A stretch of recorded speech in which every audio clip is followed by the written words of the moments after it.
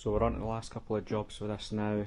I want to bleed the front brakes again, and then also get the braided hoses fixed properly.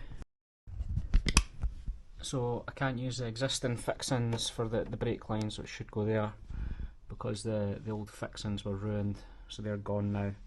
But I did see this cool trick on another YouTube, Obsession Engineering.